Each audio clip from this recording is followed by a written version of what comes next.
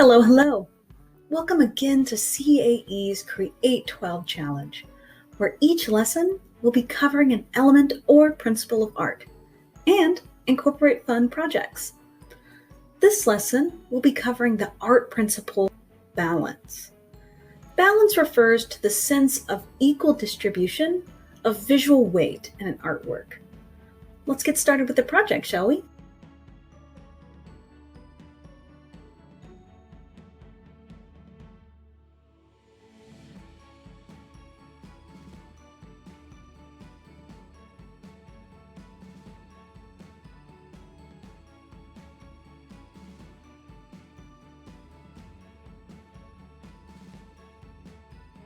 All right, now that we've gathered our materials, let's go straight to our artist for this lesson. Sol LeWitt. Now LeWitt was an American conceptual artist who created large, colorful, and abstracted paintings and murals. In each of his artworks, he set specific guidelines and instructions so that his artworks could be recreated even after his death. Pretty cool fact. Now, a large portion of his artwork exhibited balance and symmetry. We'll be creating artwork similar to LeWitt today. Now, the project that we're going to be diving into is called the expanded square, and it's achieved by playing off of symmetry and the balance of lights and darks. So from my construction paper, I got kind of a dark, rusty red and this nice light yellow. You want to make sure that one of your colors is dark and one of them is light, although you can choose any colors that you like. Our first step is to get our foreground color and actually fold it in fourths. So what I mean by that is I want my background color to be this rusty red, and I want my foreground color, or the color that goes on top, to be the yellow. So in order to do that, I'm going to fold my piece of paper into four. So what I'm going to do is first I'm going to fold it hamburger style.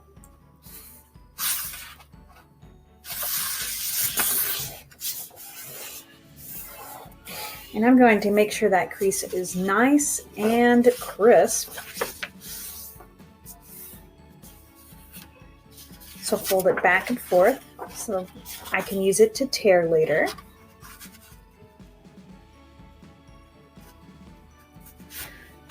And then I'm going to fold it hot dog style. Make sure again that crease is nice and crisp. We want to fold it back and forth. All right. So for this project, we're only actually going to need one of these four sections. So I'm going to go ahead and gently tear along the line of my construction paper.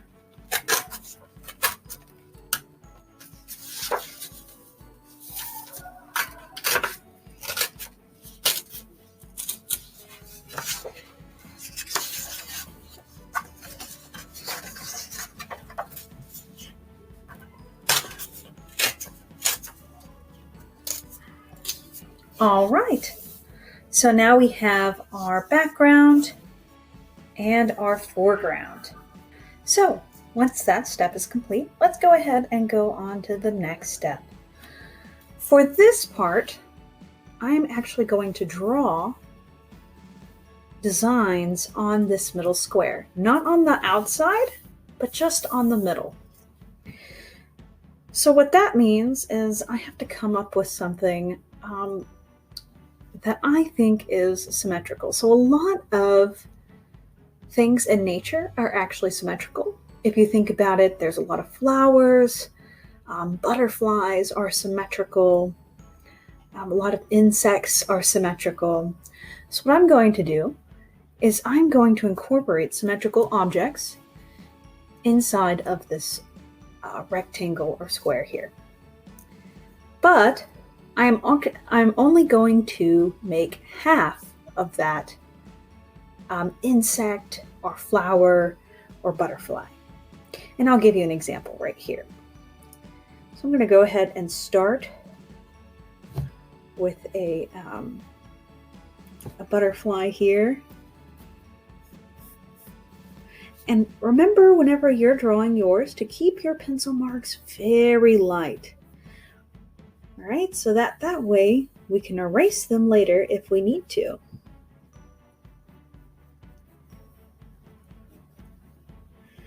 Now, whenever you are drawing your designs, we want to keep our objects on the same side that we started on. So if I start on this side, I need to also end on this side. And if I do that, my design for this project is going to come out perfect. And once we get to the second part, you'll see what I'm talking about. So here I have one of the halves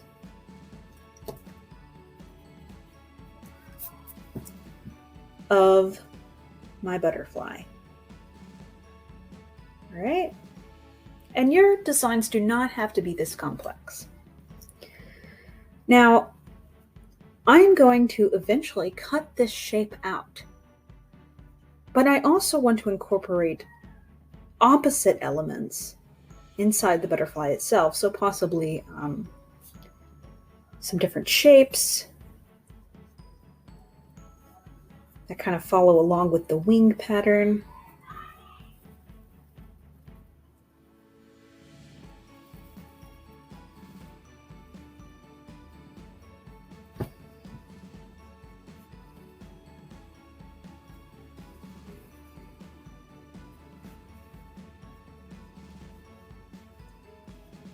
And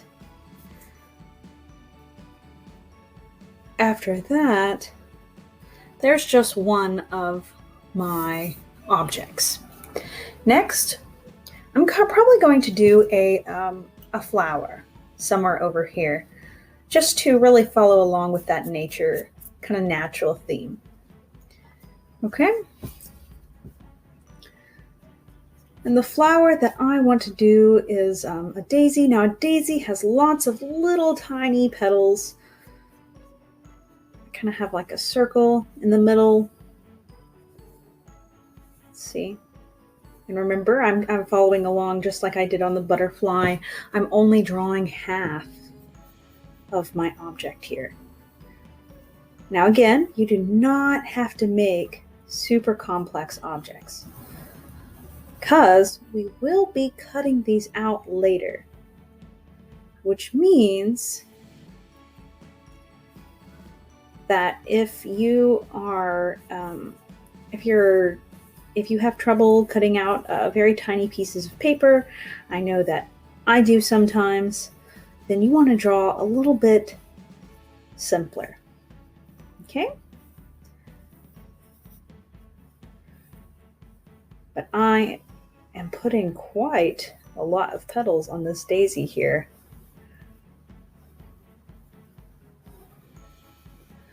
All right. So now for this project, I would like for at least to have 2 objects, and at most 4. So we would have something over here and something over here. If I was to continue it up and down, I might do a mushroom of some sorts down here, or I might just keep it as is. Again, it's up to you all what you decide. Now, this is already pretty complex, cutting out the shapes in the middle here, and then all of these little petals. So I think that I'm going to keep it at that. I'm going to go ahead and cut this out, and I will see you after the speed through.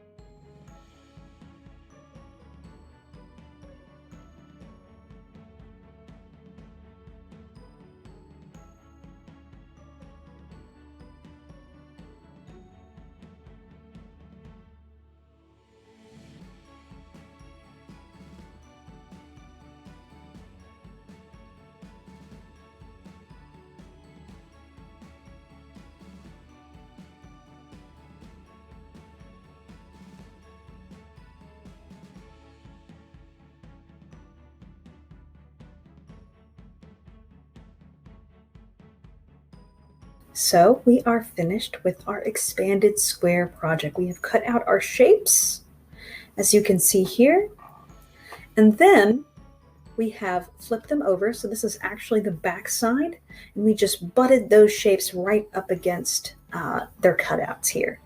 And by doing that, we actually achieve something that is called symmetry. It's a type of balance. It means where it is equal on both sides, almost like a mirror image.